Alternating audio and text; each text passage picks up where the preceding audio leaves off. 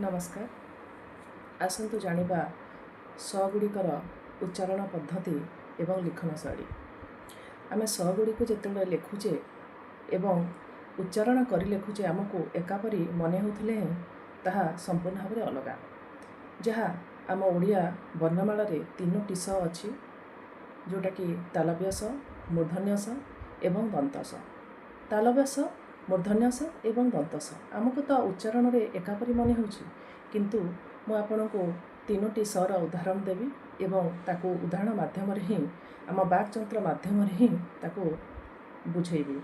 तालव्य स मन करंतु शिव, षड़यंत्र एवं समय ए 3टी शब्द तालव्य स गोटे रे तालव्य स रहुछि, आ गोटे रे षड़यंत्र रे मूर्धन्य स रहुछि एवं समय रे दंत स रहुछि। आपण जते बेले तालव्य स शिव उच्चारण करचंती ताळु जिभटी ताळु आड़ को स्पर्श करुछि।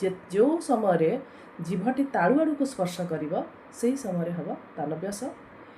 जो समय रे षड़यंत्र 60 पद आपण जते उच्चारण करुचंती मूर्धन्य स सेही समय रे मूर्धा आड़ को जते बेले सटी जिभटी बाड़ी होउछि सेते बेले मूर्धन्य स हबो एवं समय जिभटी जितेबले दांत आड़ को बाड़ी होउछि से समय दंत स हबो।